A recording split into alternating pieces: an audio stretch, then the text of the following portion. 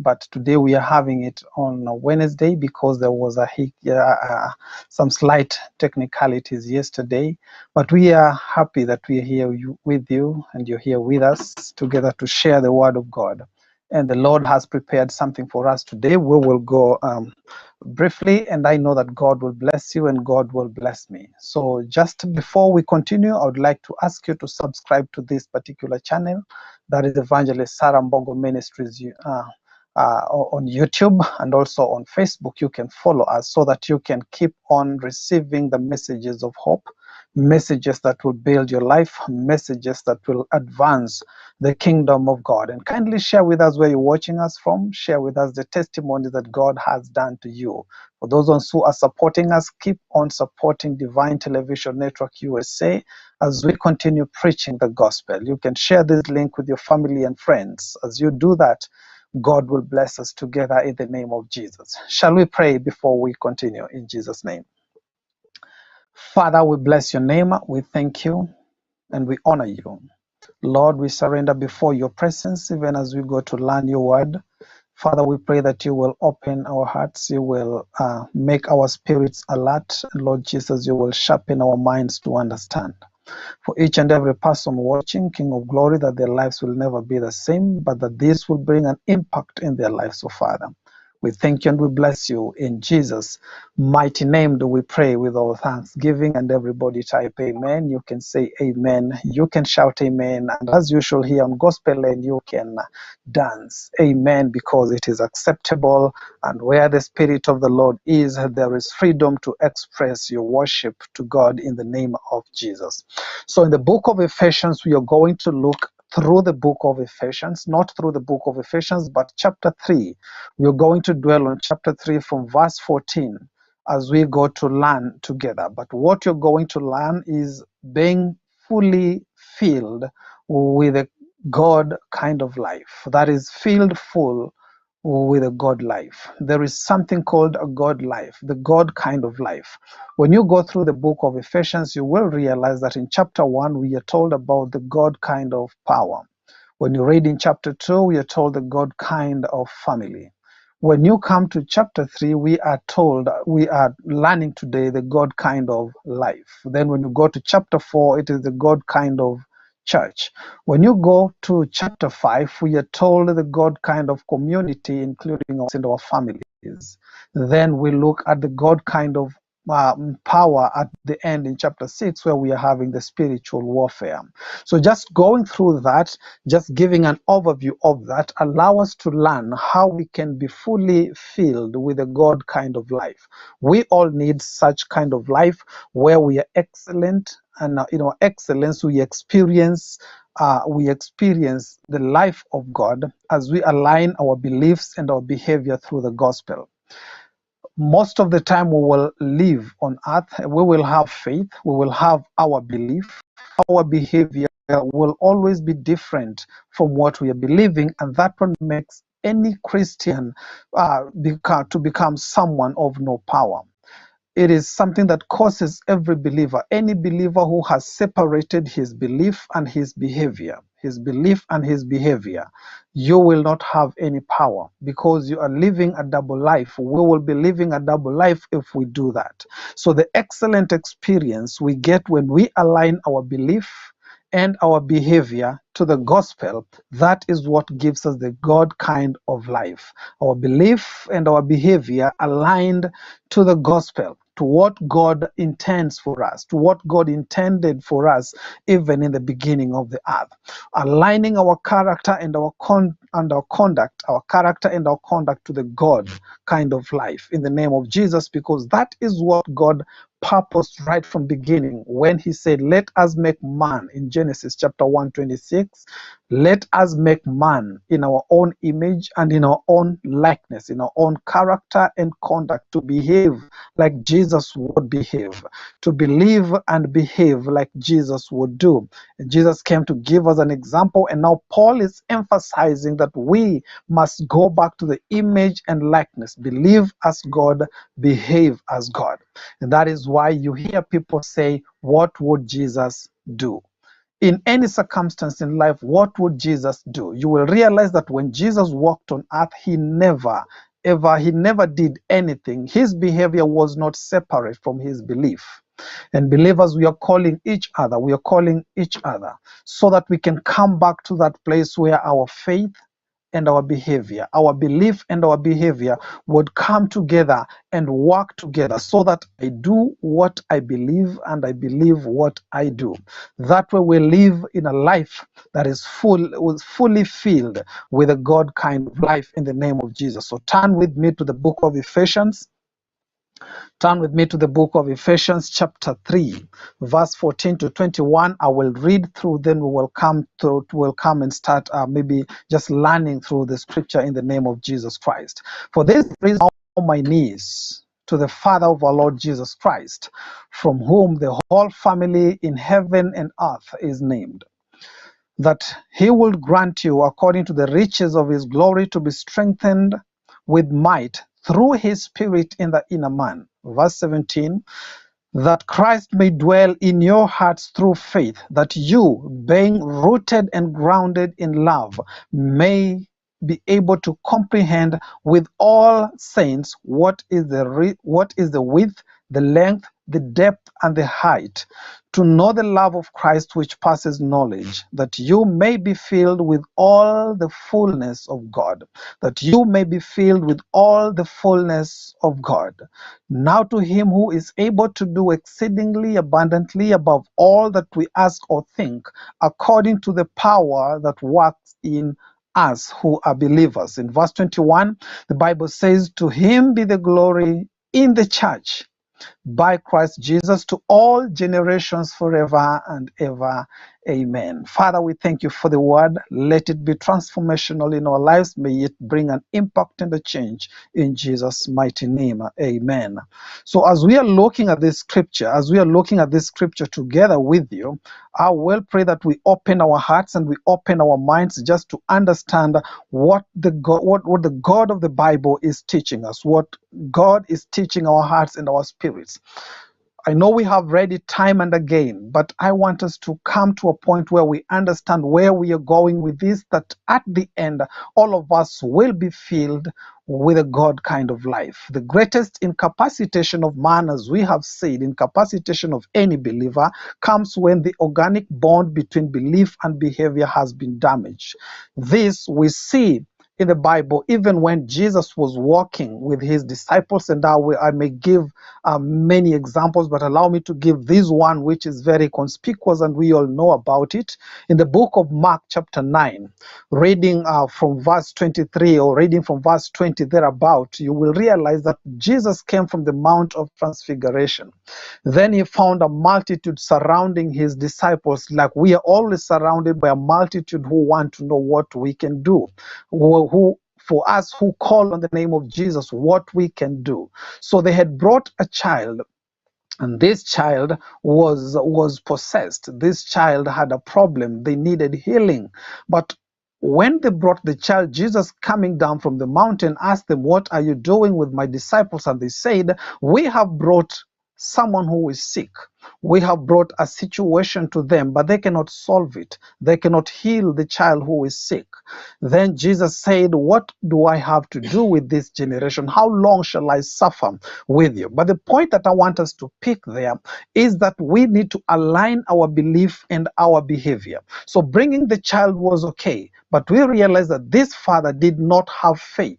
So because when Jesus asks him, Jesus said to him in verse 23, if you can only believe, all things are possible to him who believes. Many people would bring people for healing, would come for healing, would want solutions, but when they come, they have separated what they have done. The action is very separate from what they believe. Maybe they are not believing, or at that particular moment they are in a mode of panic and they are not in faith. So that comes, and you find that the miracle does not happen. The answer is not given. Why? Because there was lack of faith. Unlike many other people in the Bible who came and Jesus acknowledged publicly, saying, your faith has made you whole, which means you have accompanied your behavior and your belief. You are doing what you believe, and you believe what you are doing. We don't separate the bond. The other problem is that the disciples themselves were not in faith. They tried to do as Jesus was doing, but they did not have faith in the action. They just went through the action, but they did not believe. So Jesus says, how long shall I suffer with this generation? When they later asked Jesus about why they could not cast out the demon, Jesus said that this kind can only come out through fasting and in prayer. There is a debate whether it is the fasting is about the demon or the fasting is about the faith. But if you read through the scripture, through that particular chapter, you will realize that what they are really being told is that you need to have faith. This kind of unbelief that you're having as men of God, as disciples of Jesus Christ, can only come through fasting and prayer, where your body is beat down, where your mind is brought to nothing and faith is lifted, where you allow the spirit to thrive and not the flesh. So we must align our faith and our belief. We must align our belief and our behavior so that we are able to receive the God kind of life, living a fulfilled life, the life that God has purposed for every man. So acting in this belief, every time we act in disbelief, will make us look weak. Every time we act in disbelief, we will not receive answers. Every time we act in disbelief, we allow the enemy to win. But when we bring this together, bringing our faith together with our action, bringing our behavior together with our belief, bringing and tying them together, that every time we are working, they're effortlessly bounded in the name of Jesus, we shall receive answers in Jesus' name. Unless we tie that, unless we bring it to that particular point, we cannot live out the full humanity that God has purposed for his children who are redeemed by the blood of Jesus. So every detail in our lives, you realize that. Why does God want us? Why does God want you and I to live the God kind of life? So that we can exemplify his name, so that we can glorify his name, so that in our living, in our very own life, people will see our lives, will see our good deeds that we're doing, the good life that we're living, and they will glorify the name of Jesus. Because our lives, whether you like it or not, your life is always contributing to God's grand plan, which he worked in Christ Jesus. It may work or contribute negatively because of unbelief, but it must also contribute positively because you have faith. When we do that, our lives will become better in the name of Jesus Christ. Because in the very beginning, in the book of Ephesians, chapter 1, verse 3, the Bible says, God has blessed us with every spiritual blessings in the heavenly places. Why? So that we can be able to function with a God kind of life, so that we're not just walking empty. And that is why Paul continues in that very chapter to remind them that their eyes may be open to see the power in them. In chapter 3, we have learned, and in verse 20, say there is a power that lives in us. God is waiting for our move. God is waiting for us to act in that power so that he may continue with us and to show his glory through us, because we are equipped and united in Christ. We are equipped and united in Christ to glorify the name of Jesus. In chapter 2 and verse 20, all of us have been created. We are his workmanship. The Bible says, created in Christ Jesus for good works. When were the works created? The Bible says, which God prepared beforehand that we should walk in them. We should live out these works. It is not just something that we do on a Sunday or something we do once in a while, but we should continuously live out this kind of life that God wants for us. This kind of life which is a God life. We need to live it, not just a good life, but we need to live a life that is full of God, that God is full in it, in the name of Jesus Christ. So all believers in Christ Jesus are partakers of the God life. Everyone who is born again, you who is watching and you're born again, you have received Jesus in your heart, you are a partaker of this kind of life. Ephesians chapter 3 and verse 6, the Bible says that the Gentiles, even the Gentiles, should be fellow heirs of the same body, partakers of the same promise through the same gospel. So you will realize that throughout this teaching today, we will see the body, which is us. We shall see the promise of God, which is his grand plan, and we shall see the gospel, which is the channel through which all of us are set free to live the God kind of life. Isaiah 61, the Bible says, the Spirit of the Lord is upon me, that he may preach the gospel to the poor, so that the sick may be healed, the prisoners may be set free, and that the captives may be delivered. Then we see the beauty of life. God wants us to live this kind of life, but we cannot live this kind of life apart from the gospel. You will realize that the gospel always preceded every good thing that ever happened. Jesus went around teaching and preaching, and then he did miracles. Paul and Peter went around teaching and preaching, then miracles happened. You realize that when the gospel goes ahead of us, it becomes the channel through which we can express and excellently live the God kind of life. So every one of us who is born again, whether you're black or you're white, it doesn't matter your gender. When you receive Jesus Christ, even Gentiles, we are heirs of the same promise. We are heirs of the God kind of life. When I read this in the New Living Translation, Ephesians 3 and 6, the Bible says, and this is God's plan, both Gentiles and Jews who believe in the good news, that is the gospel, share equally in the riches inherited by God's children. That is the promise in God's family. Because we are both are the same body, and both enjoy the same blessings because they belong to Christ Jesus. We belong to Jesus. We don't need to sell ourselves short. We need to be able to live the God kind of life because God has enabled us in the name of Jesus, standing the same ground with the people who are called the people of God. We are engrafted to Israel, but not that we should live a half life, but we should live a full life, an abundant life which Jesus came to give each one of us in the name of Jesus Christ. So when you are living this Christian life, I call to you today that you don't count yourself out. Don't count yourself out. There is endless treasure for each one of us. There is endless treasure for you.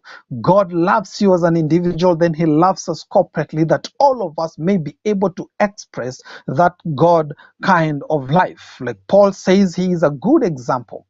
He is a good example. He says God has given him the privilege to preach about the grace of God to the Gentile nations. Yet he is the least among God's people, least among the disciples. He is counted least, counts himself least, but God gives him that privilege to be able to preach this gospel. So God has given you. If Paul was given this kind of privilege, so have you been given.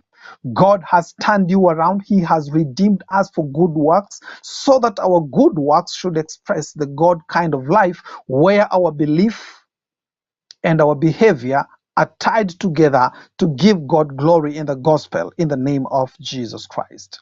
Now, there are few things that we must do, but before we come to that, we must realize that the church itself, as we read in verse 21, that the glory of God, the splendor of God, must be revealed by the church. So individually we live a God kind of life, but not separately. We need to come together so that when we meet as brethren in any kind of fellowship, we display the splendor and the glory of God at every time.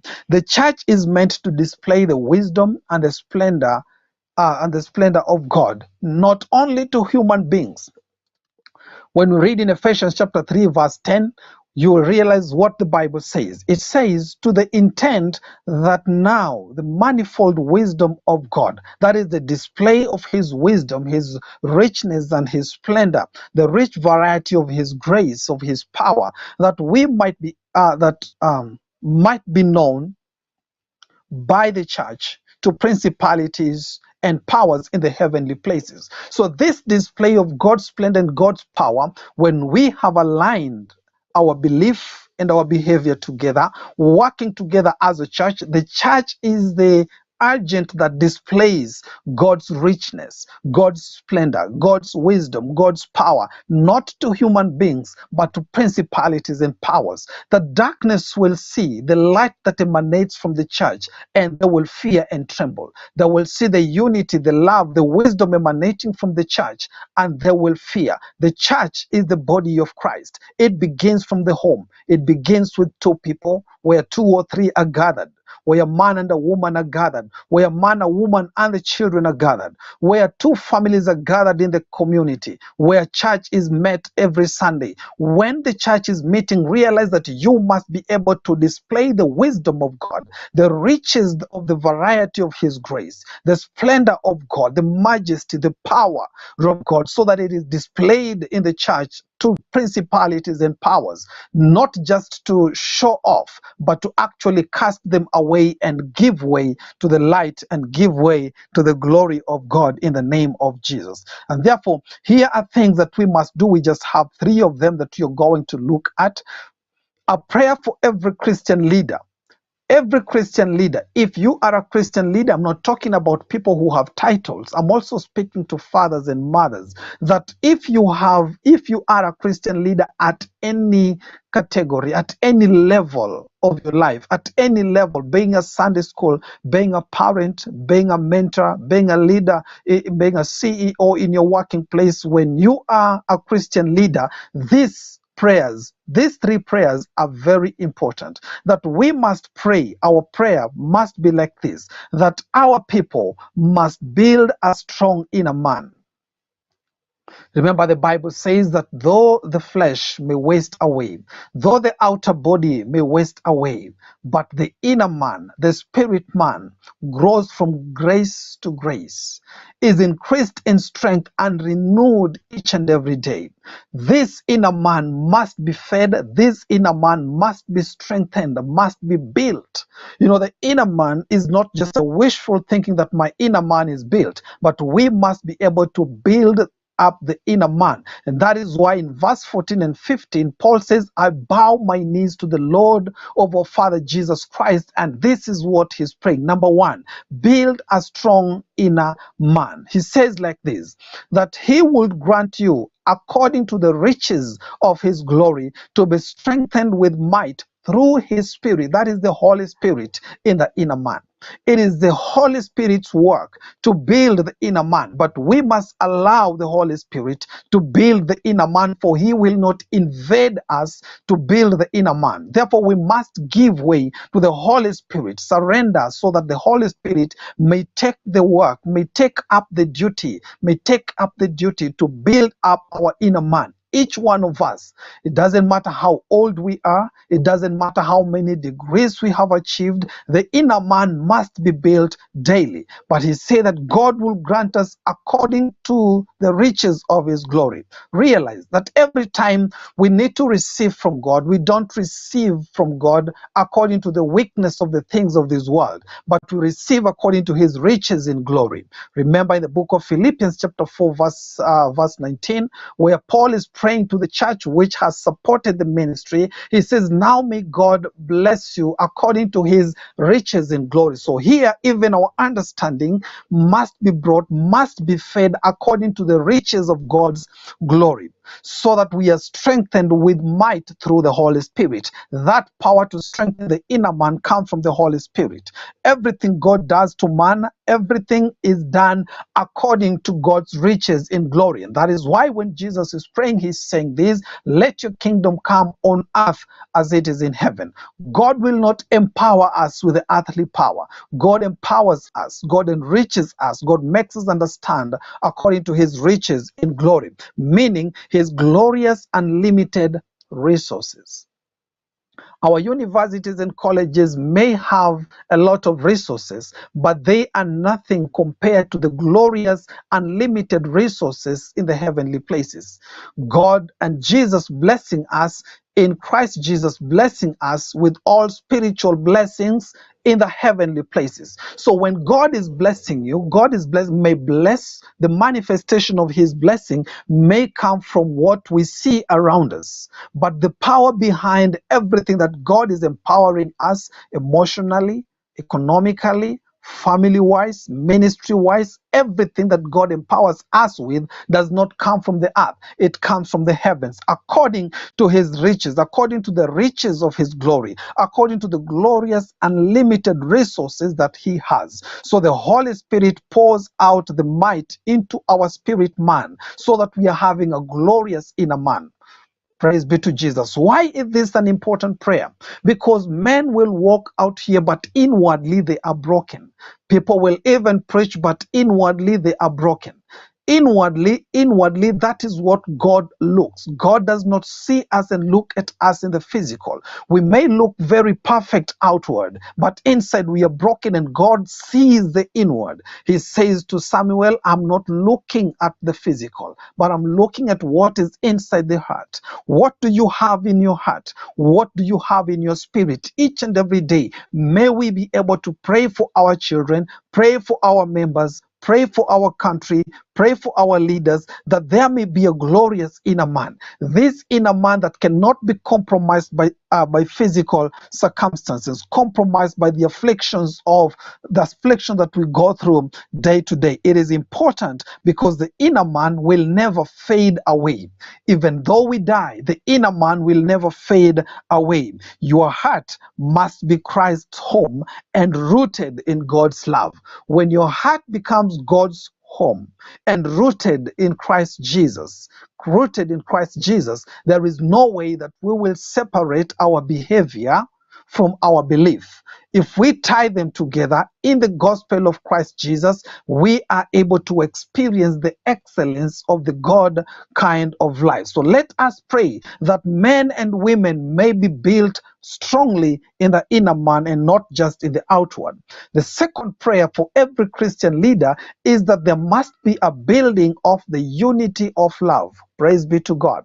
This one topic may be something very wide, but I want to make it simple for us. There is love, yes. People may say they love when they are separate from other people. But when you come to your neighbor, when 2 or 3 people have come together, when 10 people have come together, the challenge of loving becomes even greater, because everyone has a different definition of love. Bible says we cannot say that we love God, yet we don't love the brother whom we see. So the challenge of our love, or the measure of our love can only be measured. It can only be measured between 2 people. It cannot be measured in character, but it is measured in conduct. How I am relating with one another. That is how we can say so and so loves. Why? Because he has preferred someone better than him. So we want the unity of love. Reading in the book of Ephesians 18 and 19, he says this. Maybe so that we are able to comprehend, that is to understand and to take in with all saints. Praise be to Jesus. Not alone, but let have a unified understanding of the God kind of love, so that we can have the God kind of life. Praise be to Jesus.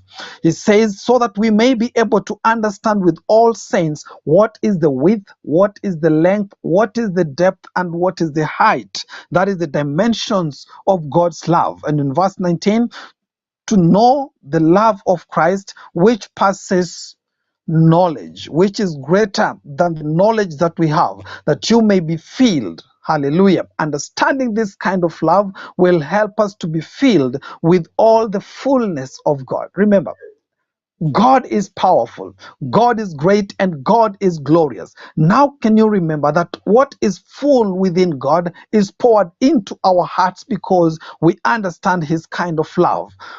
This is what the Bible says. I know it is difficult to understand, but let it be a prayer that we may come to the unified understanding of this kind of love, where we have no separation, because this love will always validate our ministry. 1 Corinthians 13 and verse 1 to verse 3 talks about love, that without love we can do nothing. Without love we cannot preach. Without love we prophesy, but we prophesy in vain. Without love we give, but we give in vain. Without love our ministry is not validated. But a ministry that is done out of love will pour the God kind of life to other people. So this kind of life, if we need to live this kind of life, let the prayer of the leader of the Christian leader in the community be a prayer like this: let my people be united in love. Let my people be united in hope.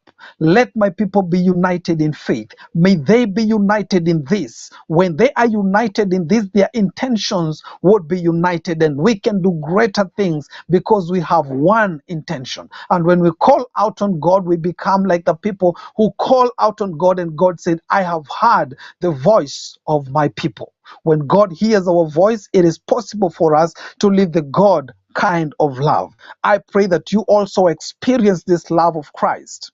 Though it may be too great to understand in our human knowledge, but I pray that God will open your eyes to understand the kind of love. You, with your family, understand, have a unified understanding of what God's love is. In the name of Jesus, as a church, as a community, and as the body of Christ in every city, may we be able to understand what we're talking about, the love of God. In this, we are able, then you will be made complete with all the fullness of life and power that comes from God. When we have understood this love, then we will be made complete with all fullness of life and power in Christ Jesus, and the power that comes from God. So build the unity of love. The love of God is vast, but we need to understand it. When we understand it, we are ushered into the God kind of life. Love is a validation of everything we do in the kingdom, in the name of Jesus.